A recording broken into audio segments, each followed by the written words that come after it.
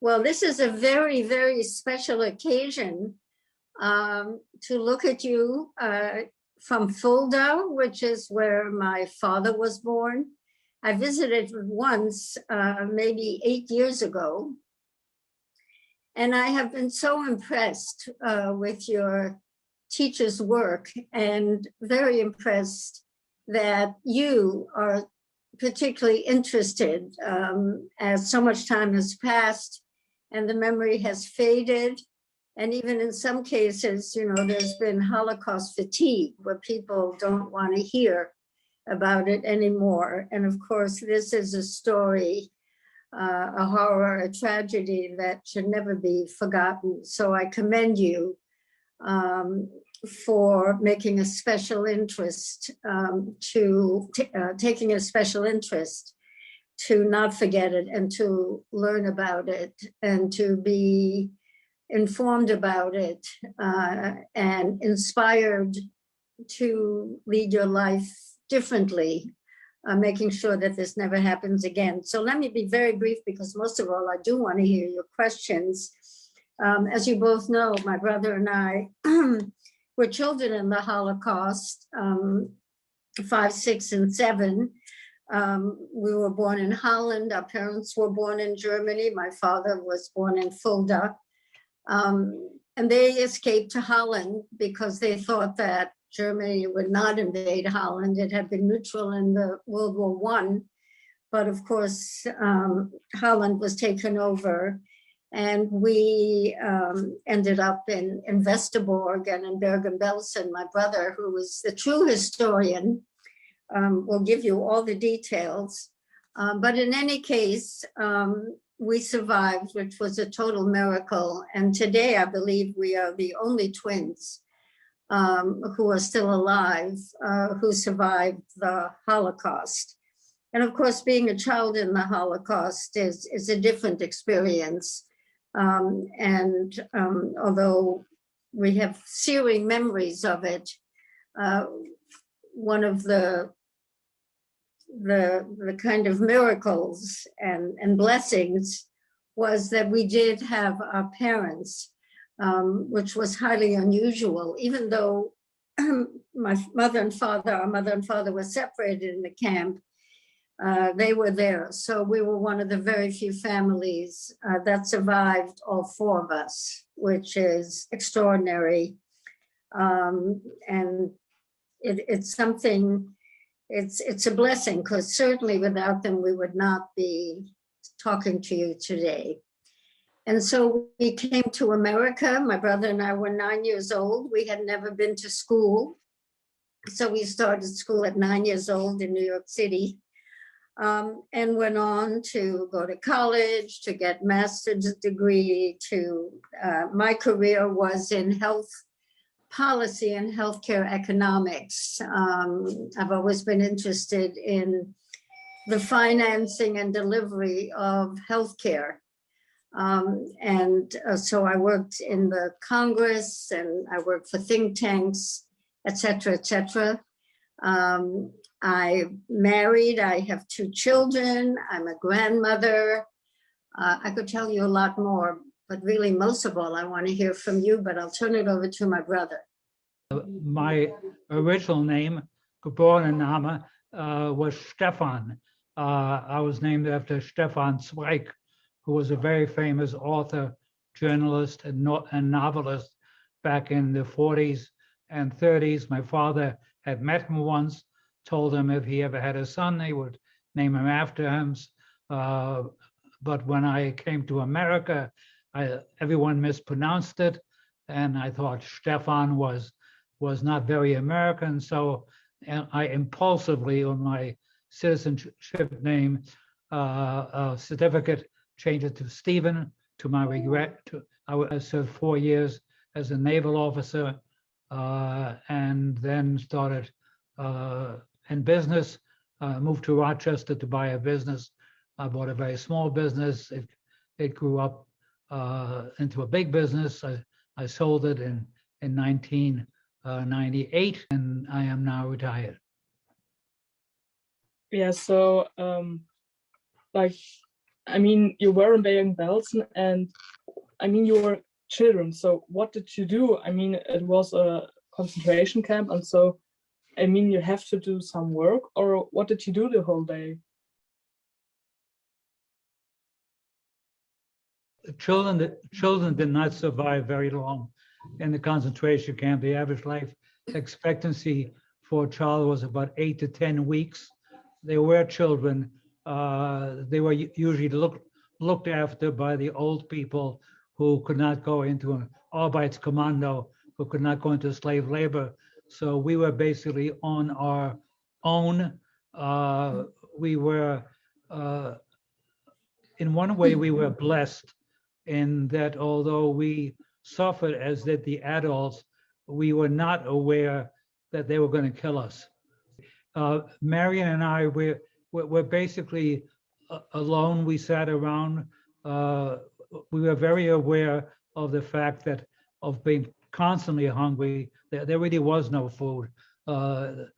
We were fed something called kohlrabis, which are turnips, which are fed to livestock, and one small piece of bread, but it was ersatz bread. It had sawdust in it, and people died in Bergen Belsen either from starvation, well, a combination of starvation, disease, principally typhus, abuse, neglect, and exposure.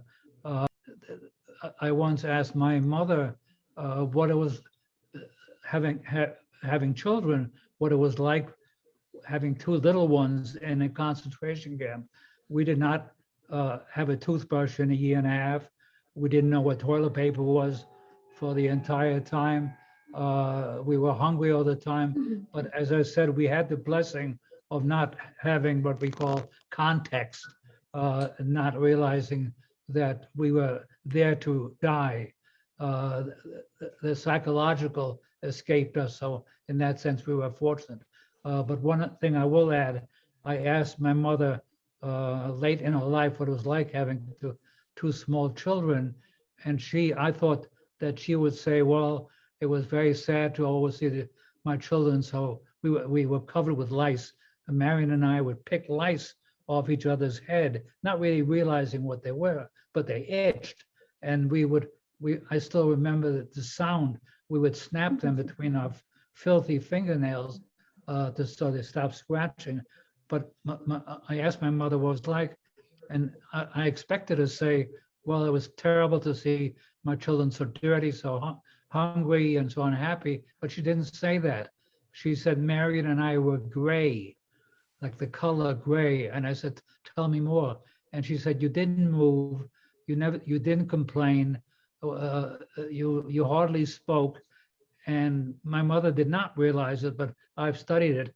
Our parents lived it, and so did we, but our parents lived it much more intensely. But I've studied it for 40 years. And what happened was that with starvation, our body shut down, so that only the lungs and the organs that were absolutely needed to stay alive fought for survival, so that the thinking process really slowed down to the point where people were mental. If they weren't physically dead, they were mentally dead. So what was the biggest fear during this time period? So between being on a train or going to a camp? Oh my goodness. Well, I think I remember as my brother was answering the question, I was going to say that you always lived in kind of a state of terror, even though as a child you didn't have the context, but you saw so many things. I mean, people dying all around you. We learned to count on dead bodies that were as familiar to us and unsurprising as flowers in your yard, where every day in front of the barracks there were all these bodies, and that's how we learned to count. So you live in a world of terror. And I think my brother is right. At a certain level, we were young enough so that we it was in our mind, but we didn't realize the full implications. For example, one of the things that we had to do every day early in the morning, and it was very, very cold there in Germany in the winter and very windy. And of course, you didn't have a warm jacket, you didn't have socks. You almost had no clothes, and they would call everyone up. It was called appel. You had to march to a meeting place, and they took your attendance, and sometimes it took hours, and someone would move or someone would do something, and they would say, come forward in Germany, and that person would be beaten or dragged out.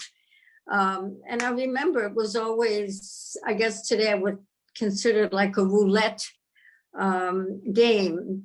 When would your time be up? And of course, on the train, to be in a cattle car where it was so crowded that you couldn't even sit. There was nothing to eat. People were crying. People were screaming. But that was the life. And so because we were the age we were, we hardly remembered what a normal life was like. But I do want to add, as my brother was talking, what do you do when you're a child in a camp? And I remember that many years ago, I got a letter from someone who was close to our age, who was writing her memoirs and remembered the twins, because we were twins, there was something unusual. But she said 3 things about the twins, my brother and I.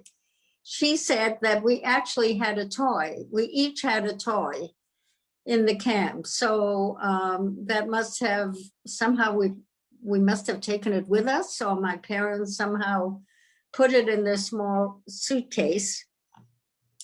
And they said that one of the things that we did, the food was served in these huge garbage cans, big ones. They were called gamelas. And after everything was finished, there was always a little food in the bottom. And my brother and I, we would crawl into those gamelas. We almost fell into them, so that, maybe with our finger, there was a little food left.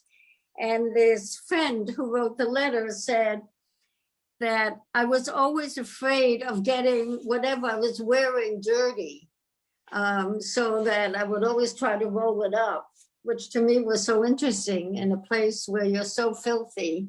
You can never have your clothing changed, that I was concerned that my sleeve would get dirty. And one tradition that I think everyone in my family had after the war was always to try to look your best. I never remember my parents in jeans, in sweatsuits, nothing.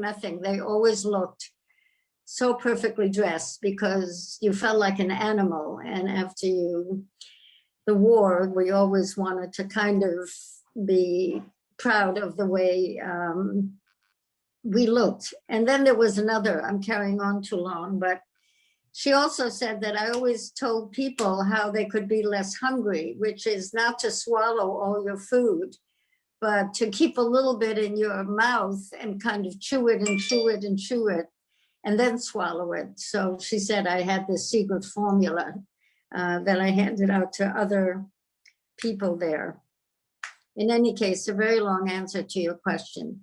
We slept to you can't call it a bed. It was planks, and there were 3 high, and you had two to a bed, and I was small and Marion was small, so we tended to be paired up with larger people.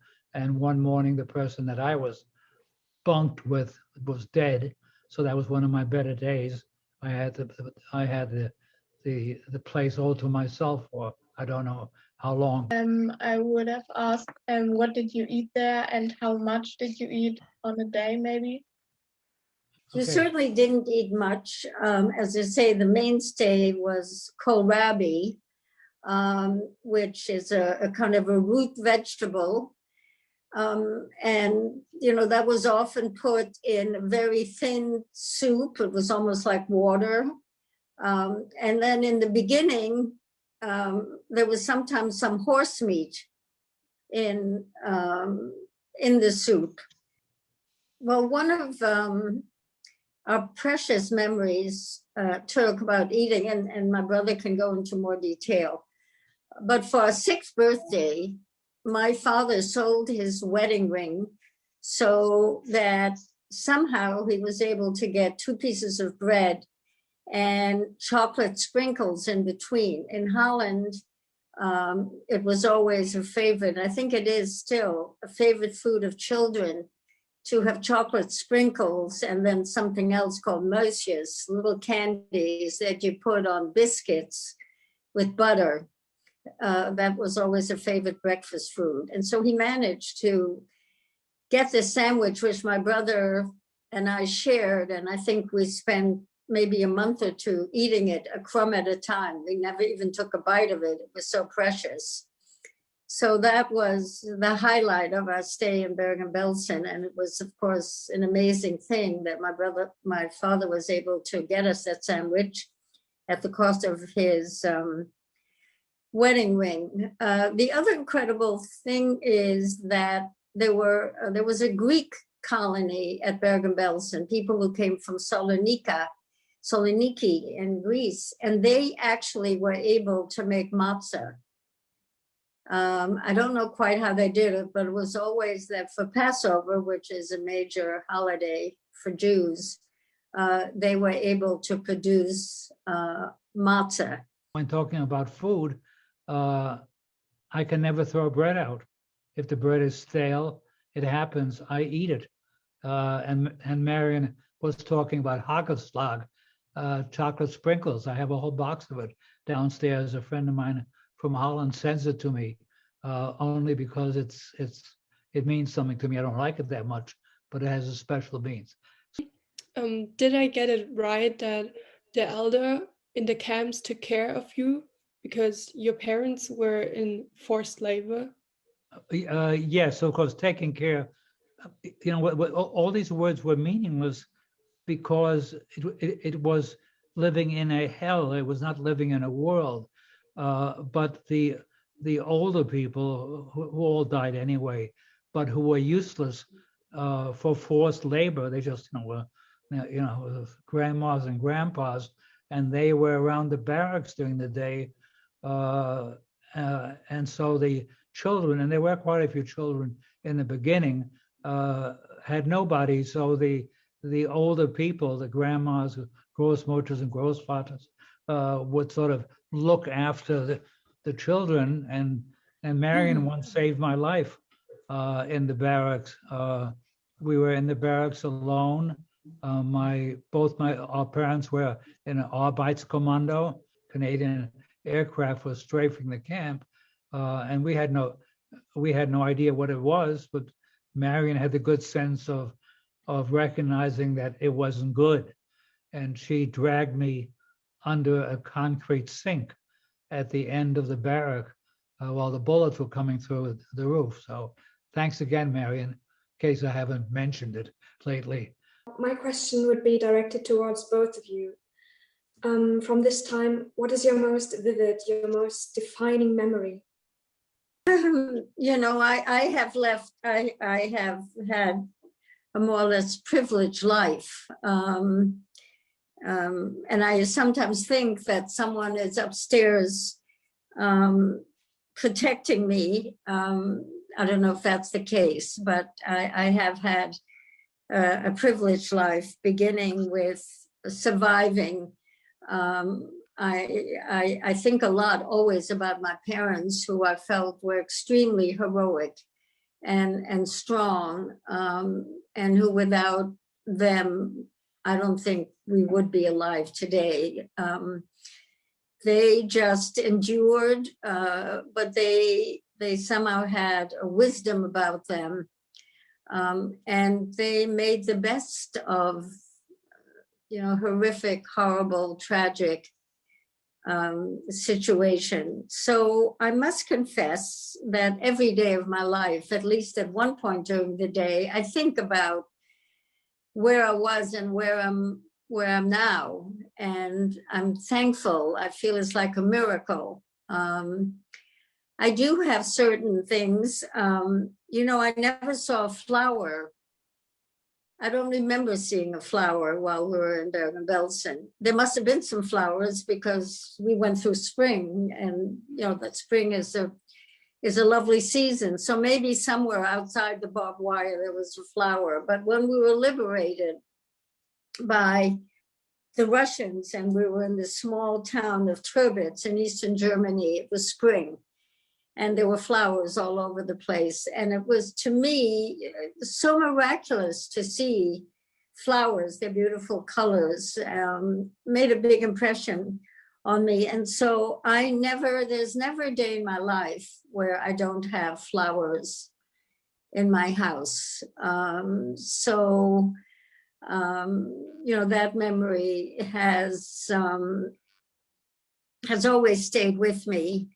Of course, you always, as grateful as you are for having survived it, the miracle of it. I mean, it's like there's no explanation. Why should we be standing here talking to you when 6 million people perished? So, you know, there's this gratefulness, but also on some level, there's always a feeling of sadness and guilt of why were you blessed in that way when there were so many people who were just like you or even more virtuous who didn't have a chance? So you go through life and you really do appreciate every day, but also reflect that you have to be aware of people who never have that chance. And so it's with a certain kind of humility, I think, that you go through life. Steven. Marion and I are quite different, and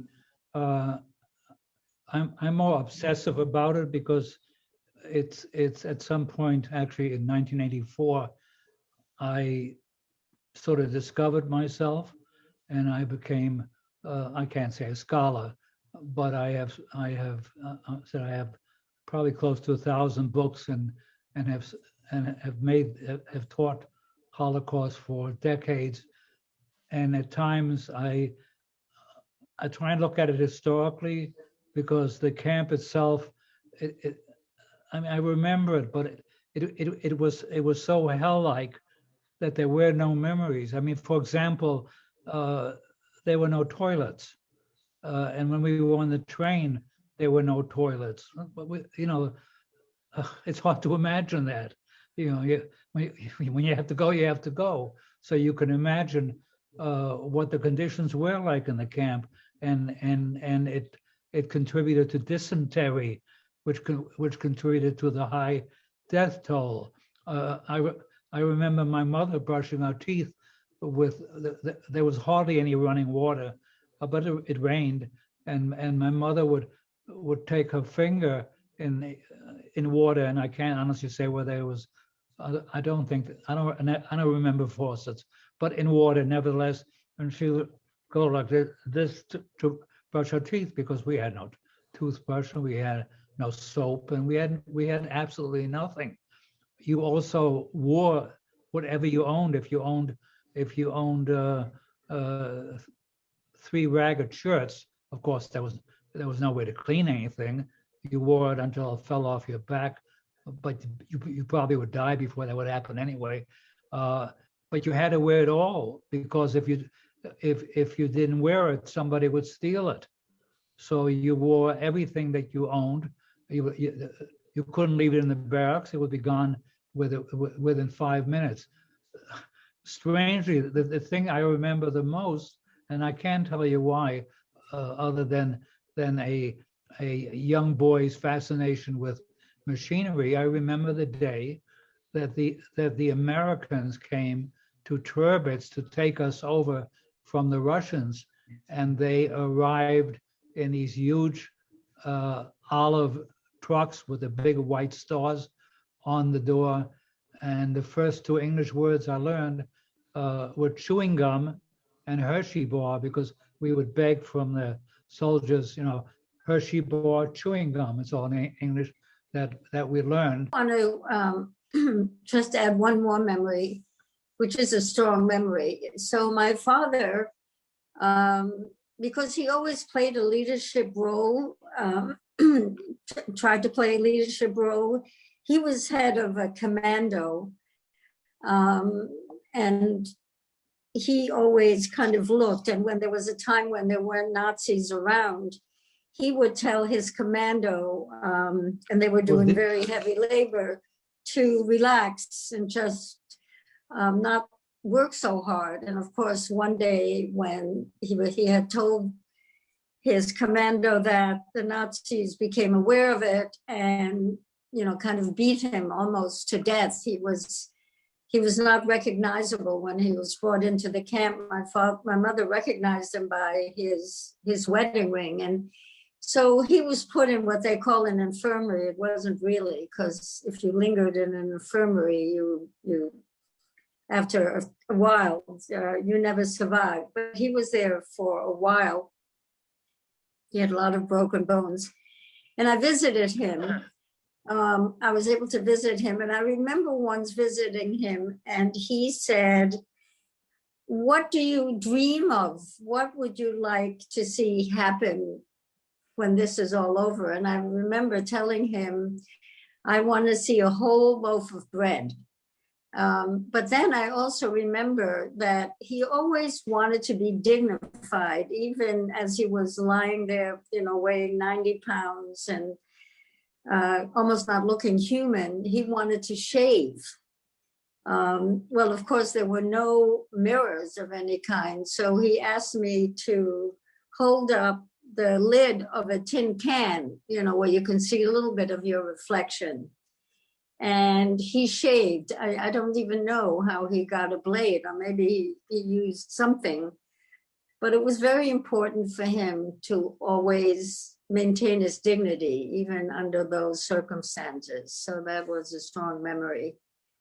Well, another observation that my mother made after the war is that one of the things that made her so sad, aside from always looking gray, is that we never smiled. But, I do remember, for example, when we, dove into those Gemellen to get some food, that, there was a little bit like children playing, who could get it, who could get more, and just the idea of who could go deeper into the Gemellen. I mean, it was all a little bit gallows humor. But so, and in the very early days of Bergen Belsen, there was actually a little school. I mean, it wasn't a building, but there was a little playgroup for people our age, because there were a handful of children in Bergen Belsen. And so in those early days, I'm sure that we played some games. But of course, it was a very unnatural childhood. So I would say that, smiling and laughter was not part of this particular world. But I'm sure that when we got that sandwich with chocolate sprinkles, I mean, I still kind of remember the delight of that, so that I remember it so vividly so many years later. So it was a different, certainly different childhood. And I guess we didn't laugh or smile a lot. My question for you both is whether there were any Nazis who helped you. I can't point to one. I think they're Nazis and they're Nazis, like in the world. I'm sure that there are some people who work in prisons, who have more humanity. To me, it was all people who scared me to death. And, I equated them with death and destruction. But I'm sure, I can't give you a specific example, my brother probably can, that there were some Nazis who showed some glimmer of humaneness and humanity. there were plenty of Germans who were against the Nazis. But the one thing I do object to is when I hear from Germans, not so much today, but certainly when I started travel, we knew nothing. But to answer the question, I have no memory. I am sure there were Nazis who had human feelings. And again, they weren't all Nazis. There were plenty of Germans who were not members of the Nazi parties and who were disgusted at the inhumanity. But, you know, they had their own lives to look after, and they were not about to be heroes.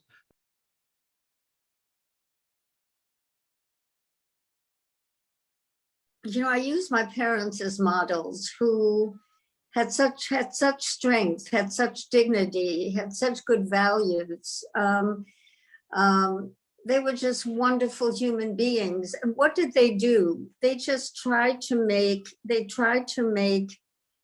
best of each day when they were in a hellish place, a place of death and torture and destruction. But they had a certain dignity. And then when we came to this country, my parents, you know, didn't say the world owes you a living. Look what happened to you. You know, now you should always remember this. They said you should feel so blessed having come to America, and you have to do your best to show the appreciation that you were a survivor. And my father was always say, if you want to be a good shoe repairman, that's wonderful, but just be the best shoe repairman, you know, give everything your best effort. And so, you know, I remember that spirit, you know, to be of good cheer and to feel really for the world. Now, you know, the Holocaust is unique. And it shouldn't be compared to anything else because there, everyone who's Jewish was given a death sentence.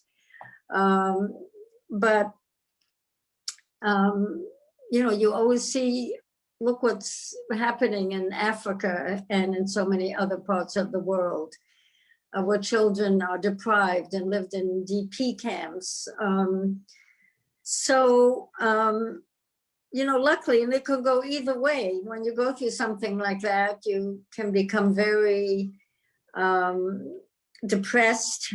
You can see the cup of life as being half empty rather than half full. I'm glad that it turned out that I do see the cup as half full.